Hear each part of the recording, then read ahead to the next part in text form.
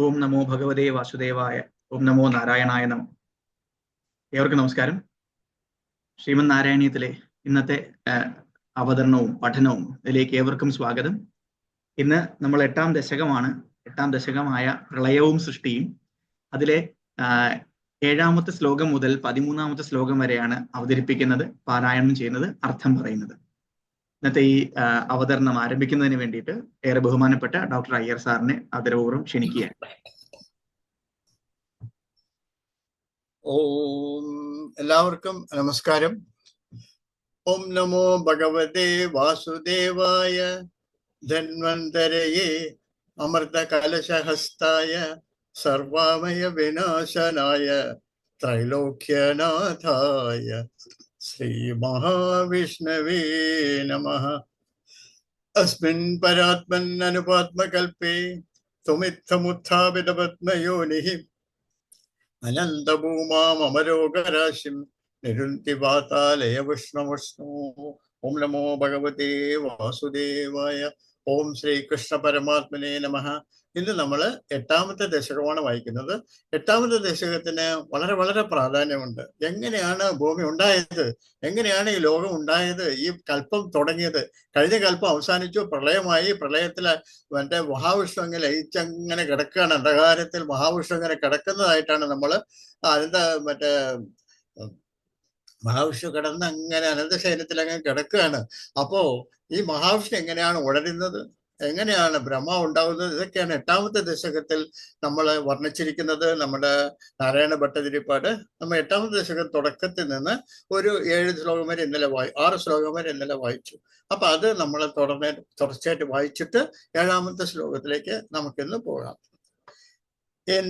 ഏവം താവത് പ്രാകൃത പ്രക്ഷയാന്തേ ബ്രാഹ്മേ കൽപ്പേ ഹ്യാതിമേ ലബ്ധജന്മാം ബ്രഹ്മ ഭൂയസ്ത്വത്തയേവാപ്യവേദാൻ സൃഷ്ടിം ചക്രേ പൂർവകൽപ്പോപമാനാം സോയം ചതുർയുഗ സഹസ്രമിത്യാനഹാനി താവന്മിതാചരജനീഃ ബഹുശോനിനായ നിദ്രാത്യസൗ ത്വയി നിലീയ സമം സ്വസൃഷ്ടൈഃ നൈമിത്തിക പ്രളയമാഹുരുദോസ്യ രാത്രിം അസ്മാദൃശാം പുനരഹർ മുഖകൃത്യ തുല്യാം സൃഷ്ടിം കരോതി അനുദിനം സ ഭവത് പ്രസാദാത് ബ്രാഹ്മകൽപ്പജനുഷാം ച പരായുഷാം തു സുപ്ത പ്രബോധന സമാസ്തി തഥാ വിസൃഷ്ടിഃ പഞ്ചാശബ്ദമധുനാ സ്വവയോർധരൂപം ഏകം പരാർത്ഥമധിവൃത്യ ഹി വർത്തതേസൗ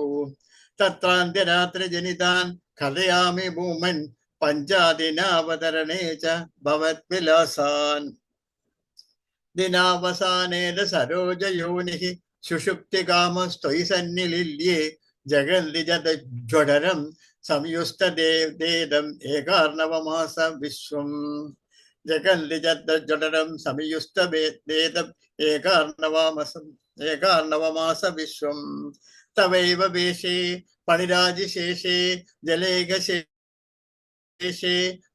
ശേഷേ തവൈവ ശേഷേ പണിരാശിശേഷേ ജലേകശേഷേ ഭുവനേശ്മശേഷേ ആനന്ദസാന്താനുഭവസ്വരൂപഃ സ്വയോഗനിദ്രാ പരിമുദ്രിതാത്മാ.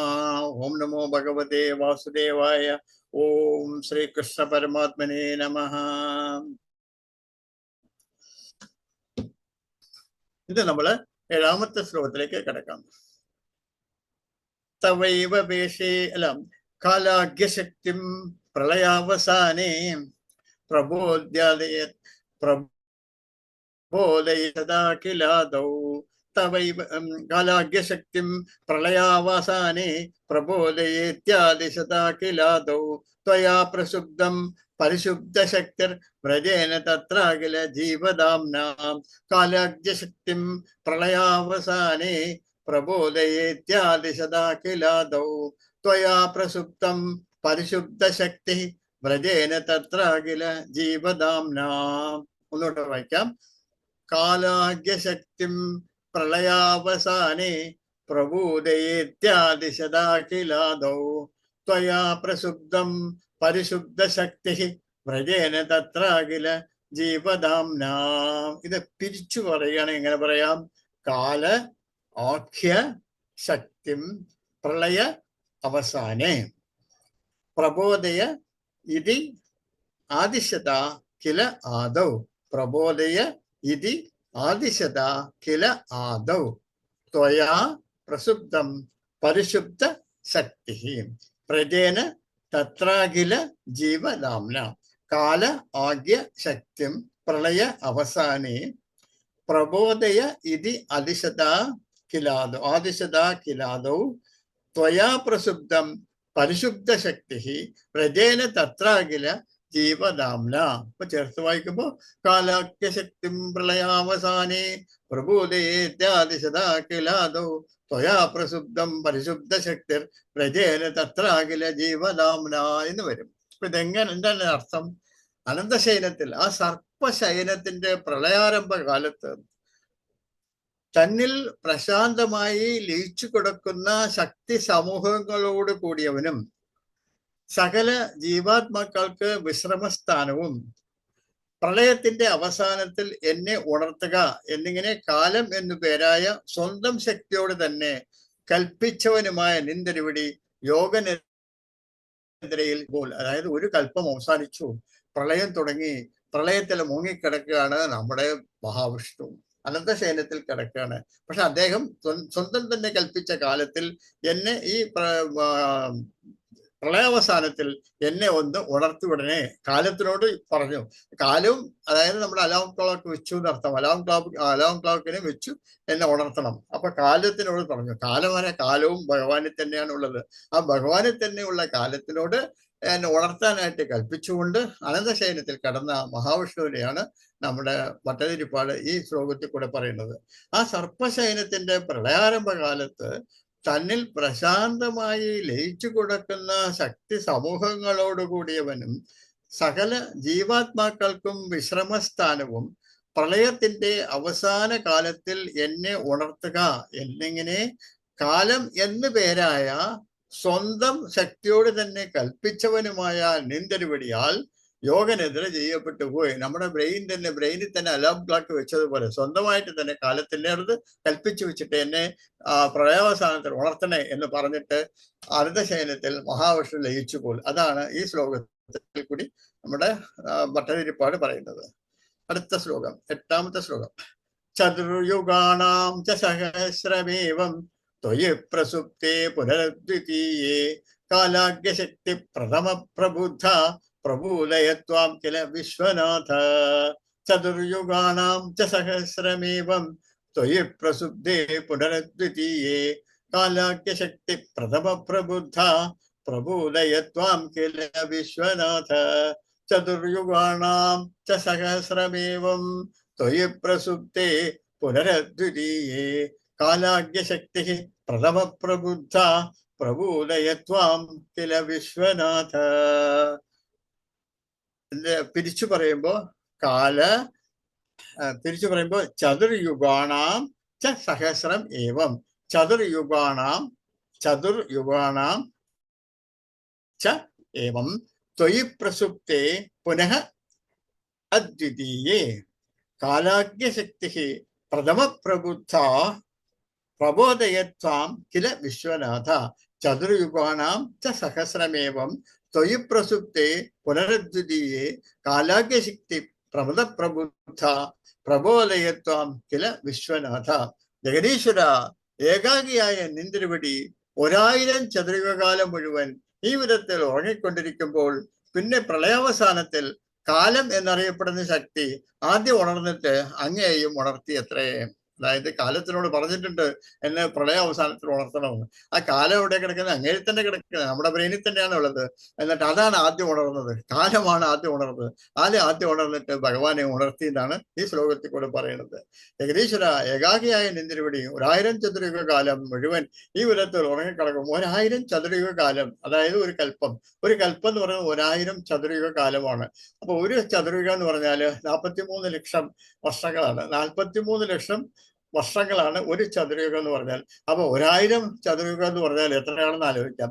ആ 43 വർഷം ചതുർയുഗത്തിൽ യുഗം, ത്രേതായുഗം, ദ്വാപരയുഗം, കലിയുഗം, ഇങ്ങനെ അവസാനിക്കുമ്പോൾ 43 വർഷമായി. അപ്പൊ ഈ 43 വർഷത്തിൽ അത് 1000 43 വർഷകാലം. അങ്ങനെ 1000 ചതുരയുഗത്തിൽ അതിനെയാണ് നമ്മൾ 14 മന്വന്തരങ്ങളായിട്ട് തിരിച്ചിട്ടുള്ളത്. ഇപ്പൊ നമ്മൾ ഇരിക്കുന്നത് 7ാമത്തെ വൈവസ്വതൻ എന്ന മനു ഇരിക്കുന്ന 7ാമത്തെ മന്വന്തരത്തിലാണ് നമ്മളിപ്പോ ഇരിക്കുന്നത്. അതിൽ 28ാമത്തെ ചതുരയുഗത്തിലാണ് നമ്മളിപ്പോ ഇരിക്കുന്നതെന്നാണ് പറയപ്പെടുന്നത്. വൈവസ്വത മന്വന്തരെ അഷ്ടാവിംശതി തമേ എന്നൊക്കെ നമ്മൾ ജപിക്കുമ്പോൾ പറയാറുണ്ട്. ഇപ്പൊ 28ാമത്തെ ചതുരയുഗത്തിലാണ്. ഈ കൽപ്പത്തിലെ 1000 ചതുരയുഗത്തിൽ നമ്മളിപ്പോ 28ാമത്തെ, അതായത് ഒരു കൽപ്പത്തിന് 14 1000 ചതുരയുഗങ്ങളുണ്ട്. ഈ 1000 ചതുരയുഗങ്ങളെ 14 മന്വന്തരങ്ങളായിട്ട് പിരിച്ചിട്ടുണ്ട്. ഈ ഒരു മന്വന്തരത്തിൽ 70 ചതുരയുഗങ്ങളാണുള്ളത്. നമ്മളിപ്പോൾ ഉള്ളത് 7ാമത്തെ മന്വന്തരത്തിലാണ്. ഈ 7ാമത്തെ മന്വന്തരത്തിൽ 28ാമത്തെ ചതുരയുഗത്തിലാണ് നമ്മൾ ഉള്ളതെന്നാണ്. ഈ മന്വന്തരത്തിന്റെ മനു വൈവസ്വതനാണ്. ഇതാണ് നമ്മളെ ആൾക്കാരൊക്കെ ജപിക്കുന്ന സമയത്ത് ഞങ്ങൾ കേൾക്കൊണ്ടുണ്ടാവും. അഷ്ടാവിംശതി തമേ വൈവസ്വത മന്വന്തര 28ാമത്തെ ചതുരയുഗം. അപ്പൊ ജഗദീശന ഏകായ അനിന്തിരുവിടി 1000 ചതുരയുഗകാലം മുഴുവൻ ഈ വിധത്തിൽ ഉറങ്ങിക്കൊണ്ടിരിക്കുമ്പോൾ പിന്നെ കാലം എന്നറിയപ്പെടുന്ന ശക്തി ആദ്യം ഉണർന്നിട്ട് അങ്ങേയും ഉണർത്തിയത്ര. ഇതൊക്കെ തുടങ്ങുന്നതിന് മുമ്പ് നമ്മളിപ്പോ 28ാമത്തെ ചതുരയുഗത്തിലാണ്. 7ാമത്തെ മന്വന്തരത്തിലെ 28ാമത്തെ ചതുരയുഗത്തിലാണ് ഇരിക്കുന്നത്. നമ്മളിപ്പോ ആദ്യത്തെ മനുവിലാണ് ഇപ്പൊ തുടങ്ങാൻ പോകുന്നത്. നമ്മളിപ്പോ ഇരിക്കുന്നത് 7ാമത്തെ മന്വന്തരത്തിലായി. ആദ്യത്തെ മന്വന്തരം തുടങ്ങാൻ പോവുകയാണ്. അതിന് ഭഗവാനെ ഉണർത്തിവിടാനായിട്ട് പ്രളയം കഴിഞ്ഞപ്പോ എന്നെ ഉണർത്തണം എന്ന് പറഞ്ഞിട്ട് ഭഗവാൻ ഉറങ്ങിക്കിടക്കാണ്. കാലം അതിന്റെ സമയമായപ്പോ ഭഗവാനെ ഉണർത്തിവിട്ടു. 9ാമത്തെ ശ്ലോകം. വിബുദ്ധ്യചത്വം ചലർഗർഭശായിൻ വിബുദ്ധചത്വം ജലഗർഭശായിൻ വിലോക്യ ലോകാൻ അഖിലാൻ പ്രളീനാൻ തേഷേവ സൂക്ഷ്മതയാ നിജാന്തഃ സ്ഥിതേഷു വിശ്വേഷു ദദാത ദൃഷ്ടിം. വിബുദ്ധ്യചത്വം ജലഗർഭശായിൻ വിലോക്യ ലോകാൻ അഖിലാൻ പ്രളീനാൻ സൂക്ഷ്മതയാ നിജാന്തഃ സ്ഥിതേഷു വിശ്വേഷു ദദാത ദൃഷ്ടിം.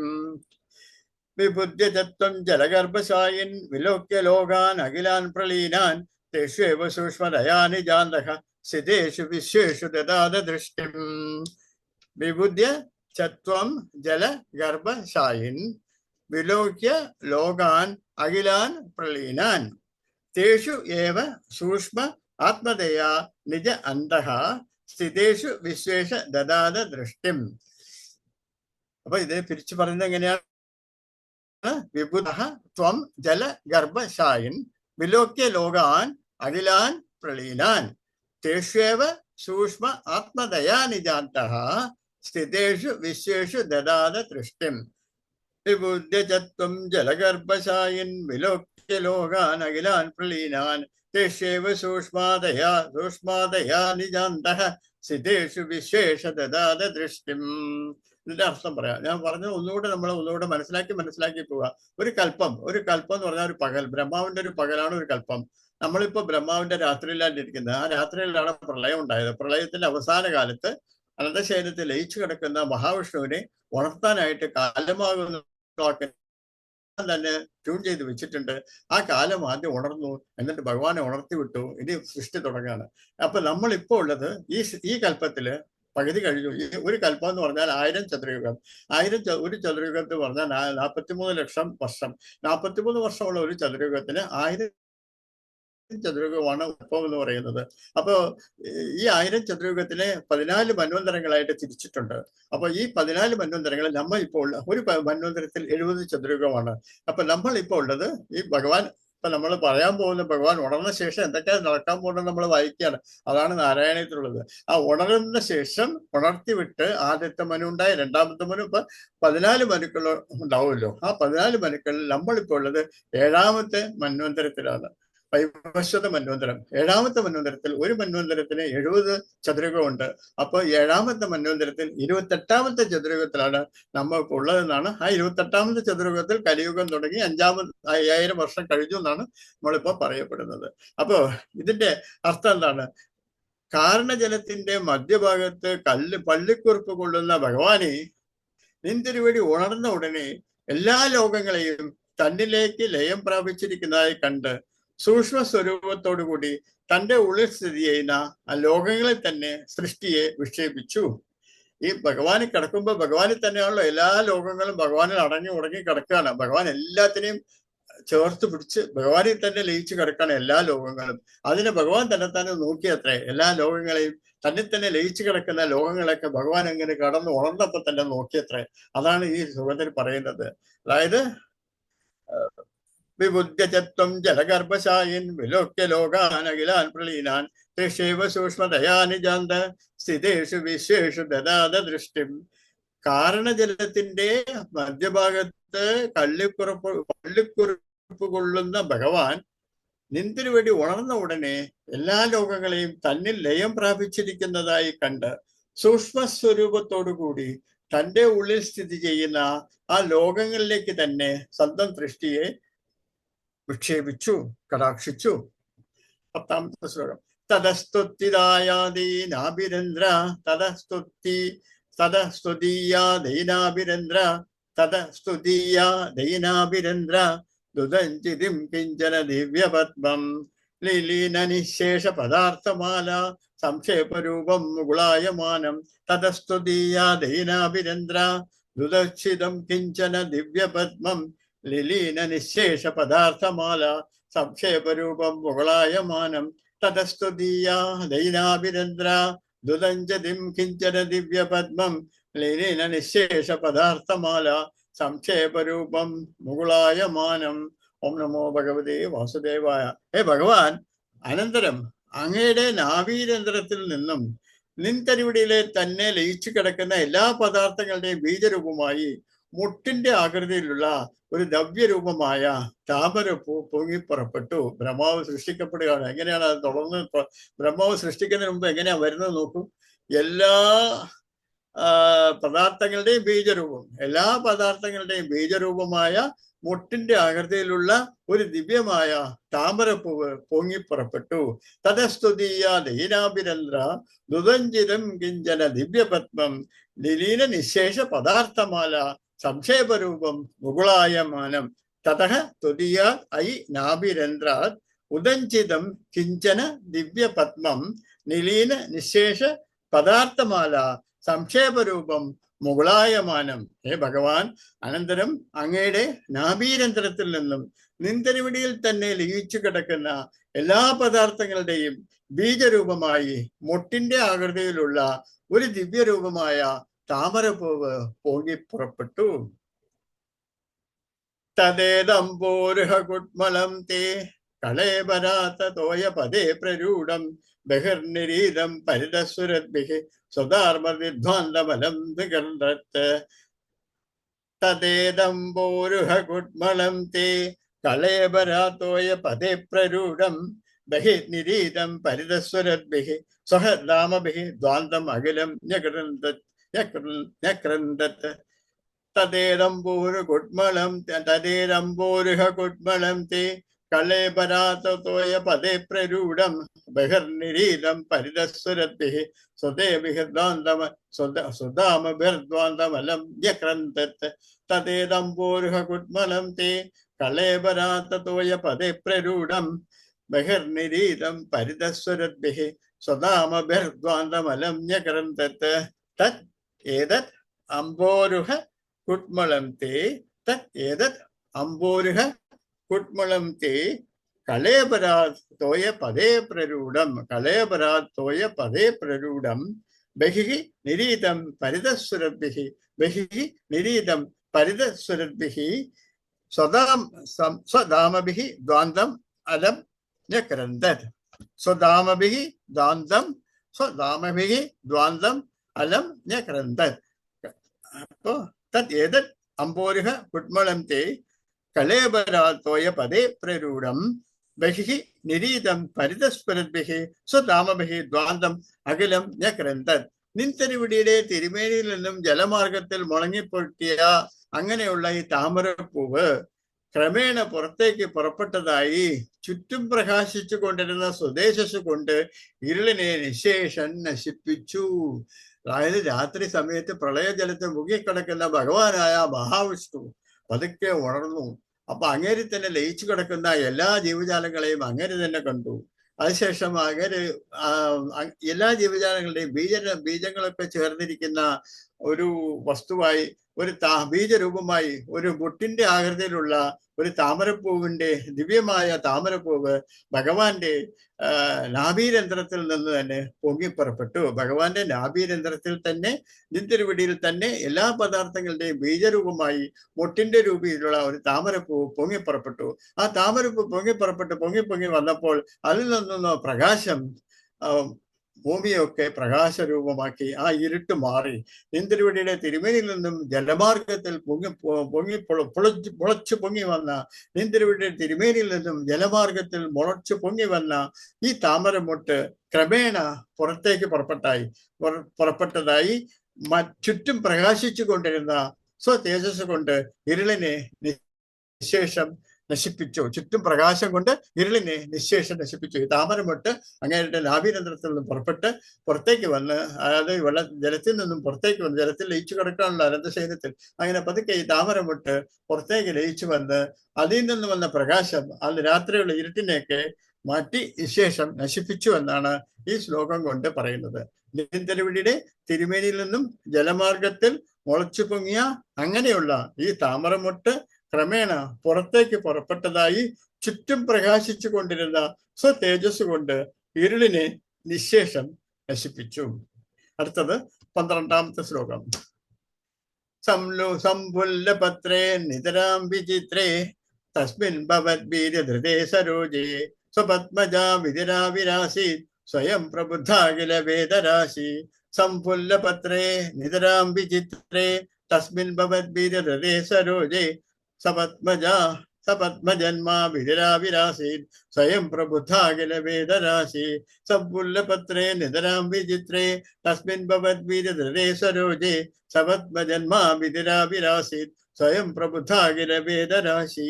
സംഭുല്ല പത്രേ നിതരാം വിചിത്രേ തസ്മിൻ ഭവത് വീര്യ ധൃതേ സരോജേ സഹ പത്മജന്മാ വിധി ആവിരാസീത് സ്വയം പ്രബുദ്ധ അഖില വേദരാശി. സംഫുല്ലപത്രേ നിതരാം വിചിത്രേ തസ്മിൻ ഭവദ്വീര്യ ധൃതേ സരോജേ സഹ പത്മജന്മാ വിധി ആവിരാസീത് സ്വയം പ്രബുദ്ധ അഖില വേദരാശി.